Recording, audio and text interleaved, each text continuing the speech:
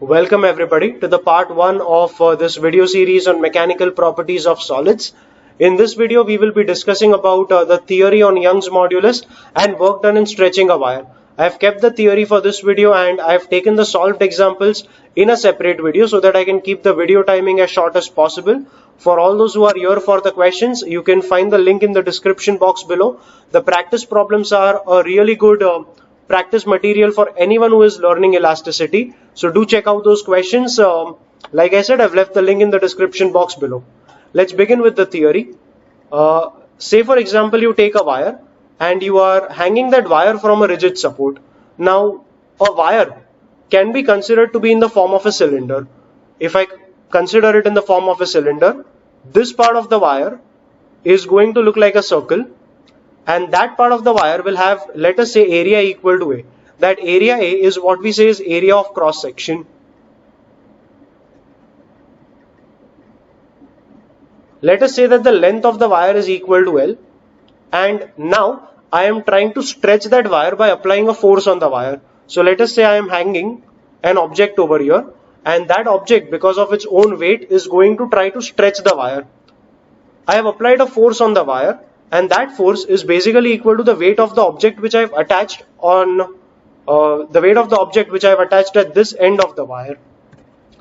Now, because of that force which we are applying on the wire, let us say that the length of wire increases by a small amount, which is equal to small l. So small l is increase in length of wire. So this is where we are defining our first term, which is stress. We simply define it as force upon area. Well, the actual definition of stress tells you that the force which you see in the numerator is basically the restoring force which is getting generated in the wire. It means that when you are stretching any solid, a solid has the tendency of regaining its original dimension, just like rubber. Every solid has that tendency, but only if the given force or the force that you are applying is below a certain value. Above a certain value, of course, there will be restoring forces, but they will not be enough for the material to regain the original dimension again. So as long as the force is below a certain value, the forces which get generated inside a material, which help it to regain the original shape, that force is basically the one which comes in the numerator of stress. But for calculation purposes, you can say that the force which you are writing in the numerator is the force that you have applied for stretching the wire. Okay, so stress is defined as force upon area. That area, keep in mind, was the area of cross section. Even if the cross section is square or triangle or some other shape other than circle, it is absolutely fine. You still write the denominator of stress as area of cross section only. That area of cross section, I hope you all get it, is this part, that is this circular part that you are, okay, I'll draw it in a different color. This circular part which you are able to see in the diagram, the one which I have just shown in blue. So yeah, here's the definition of stress that you can see, that is force upon area. The next thing we define is strain. And strain is defined as the change in length upon original length. Change in length means, in this case, the increase in length. The increase in length will be small l divided by the original length was capital L. So we have the definition of stress as F upon A and strain as L upon L. Well, that's where we define our Young's modulus.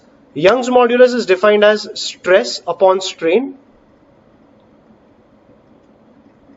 If you put in the value of stress as F upon A and strain as small l upon capital L, you will realize that the formula for Y turns out to be F into capital L upon A into small l.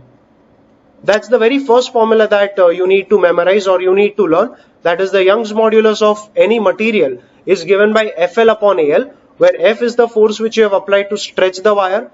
Capital L, that is the one which comes in the numerator, is the original length of the wire. That A which comes in the denominator is the cross-sectional area of the wire, and small l which you see in the denominator, this L, the L here, is basically the increase in length of the wire. So that's how the formula for Young's modulus will look like. And now we go ahead with the second formula, that is the work done in stretching a wire. Now if you realize then while stretching the wire, some work had to be done. Whatever work is done in stretching the wire is going to be stored in the wire as potential energy. So what will be the work done in stretching the wire, or what will be an expression for potential energy stored in the wire? That is what we are trying to figure out in this particular derivation. So let us say this was the wire with an original length equal to capital L. The wire is getting stretched by, let us say, a total amount equal to small l, and we need to find the work done.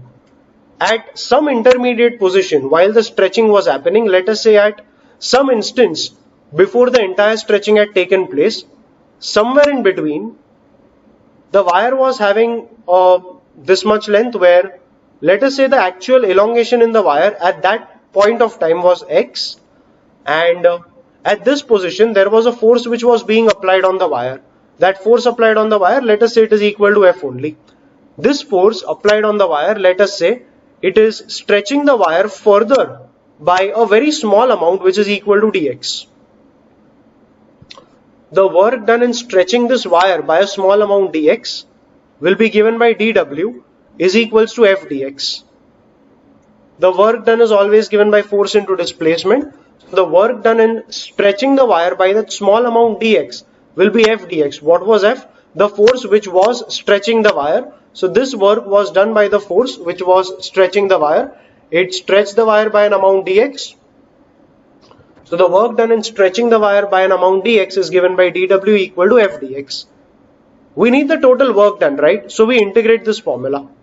That is, we integrate f dx. Dx was the variable in this integration. So if you talk of x, x was representing the elongation, the initial elongation being 0 and the final elongation being equal to small l. We are integrating this expression from 0 to L. The expression for f can be computed from the formula of Young's modulus that you learnt a few minutes back. Young's modulus was Fl upon Al. So you can rearrange the entire formula and claim that f will be equal to y a l upon capital L. But at this point of time, the elongation in the wire is x. So the change in length of the wire at this particular point is equal to x, which is why we will replace that small l at this particular moment with small x. And f now can be written as y a x upon capital L into dx. Let's rub out this part and continue with integrating that expression.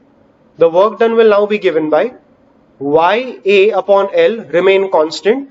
Integration of x would be x square by 2.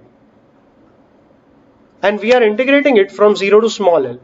If you just put in L and 0, you will realize that the inner bracket, the value for it would turn out to be simply L square by 2 minus 0 would simply mean L square by 2. Now y a L square by 2. We need to start rearranging this expression. Let's just write down this expression again and continue with simplifying that formula. We just got the work done as y a L square, and there was a 2L in the denominator. Let's multiply the numerator and denominator with L. That is, I'm multiplying the numerator and denominator with capital L. So y a L square into capital L divided by 2 L into L. That L into L in the denominator makes it L square, and I will now rewrite that expression as y upon 2 L upon L the whole square multiplied by a into L.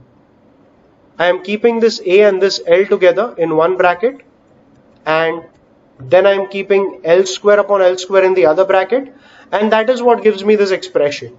Now the work done can be written as half into y being the Young's modulus.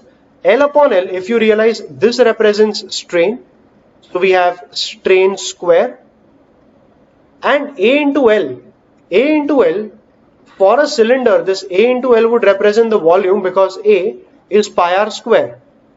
So if a is pi r square L was the volume of a cylinder, and a into L being volume of the cylinder, that is volume of the wire, we can simply write it as V.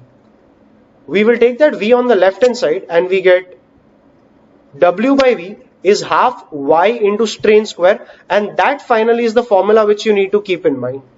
That is, the work done per unit volume in stretching that wire is given by half strain square into Y. You need to remember two more forms for that formula. The work done per unit volume is given by half into strain square into Y.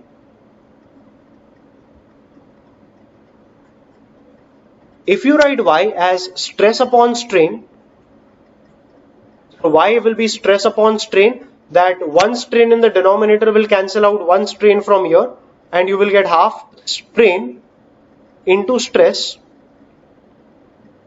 This is yet another formula for work done per unit volume that you need to remember, and the work done per unit volume can also be written as half into Y was stress upon strain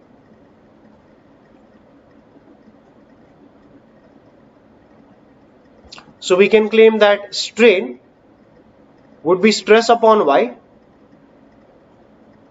and when you put strain as stress upon Y in this formula, you realize that the formula for work done per unit volume can also be written as half into stress square divided by Y. So these are three forms of that very formula which you need to keep in mind. The work done per unit volume in stretching a wire will be stored in the wire as potential energy, and an expression for work done per unit volume is right there in front of you. So these are three formula which you need to learn for solving the questions, and there's one more formula for Young's modulus which we had learned in this very video, which is right here. So remember that formula, and if you're clear with this video, do check out the next video where I have solved the questions, and yeah, I'll see you there in the next video with the solved examples.